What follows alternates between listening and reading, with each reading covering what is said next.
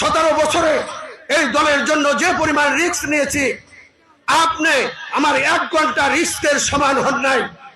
এই দলের প্রয়োজনে রাজপথে যে রিস্ক নিয়েছি, বাংলাদেশে 2-1 লোক থাকলে আমিও তার মধ্যে অন্যতম। নিজের কথা কখনো বলি না, কিন্তু আপনি বলতে বাধ্য করেছেন। আপনি ঢাকা বিশ্ববিদ্যালয়ের সভাপতি ছিলেন, আপনার ফ্যামিলির বাইরে আপনি কাউকে চাকরি দেন নাই, আপনার বউকে চাকরি দিয়েছেন। বিরোধী দলে যখন আমরা আন্দোলন সংগ্রামে পুলিশের অত্যাচার অবিচারে শীতের মধ্যে মাইলের মাইল হেঁটে বেরিয়েছেন, আপনি ঘরে বসে আপনার বউ ইউনোর টাকা দিয়ে চলেছেন।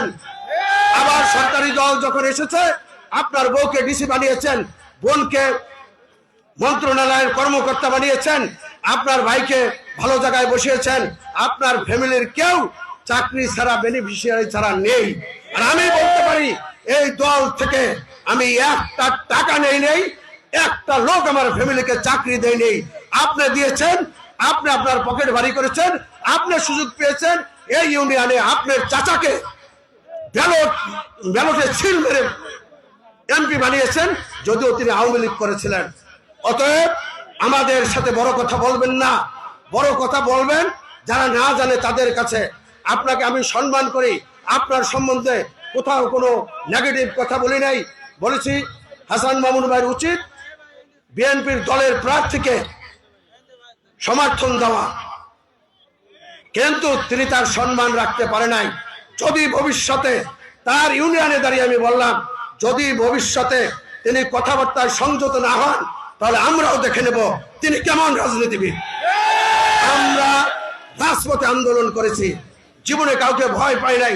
আমি যখন জেলে ছিলাম, আমার সন্তান তখন হাসপাতালের বেডে ছিল, আমার সন্তানের চিকিৎসা তারেক রহমান করিয়েছেন, সেটাও চিন্তা করেন এই দলের প্রয়োজনে।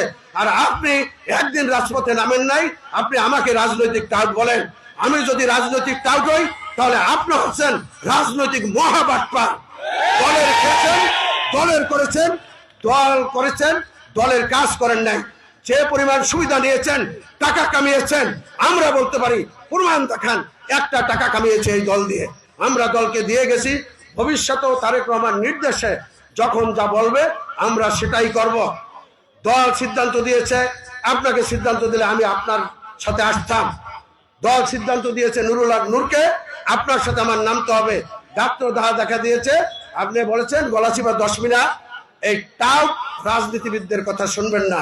আসুন, আমরা মাঠে এসেছি, আপনাকে ওপেন চ্যালেঞ্জ দিয়ে গেলাম, আপনি রাজনীতিতে আসুন, বহিষ্কার প্রত্যাহার করে আসুন, দেখি আপনি কতদূর রাজনীতি করতে পারেন আর আমরা কি পারি। বিএনপি করুন, আসুন, চ্যালেঞ্জ দেবো। যখন কমিটি পেয়েছিলেন, কমিটি করার আপনাকে ক্ষমতা দিয়েছিলেন, তাদেরকে নেতা বানিয়েছেন আমরা জানি। তারা আপনার কথা বলবে, তারা আপনার ব্যক্তিগত লোক। দলের লোক এই যে শামীম খান এসেছেন, মোস্তফা ডাক্তার সাহেব এসেছেন, আরো অনেকে এসেছেন, জিয়া সহ বিএনপির নেতৃবৃন্দ, এরা দলের ডাকে এসেছেন।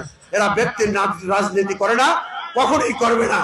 আমি আহ্বান জানাবো, যারা দলের লোক, যারা দলের রাজনীতি করেন, তারা কোনো ব্যক্তির কাছে যেতে পারবেন না, ব্যক্তির কাছে যাবেন না।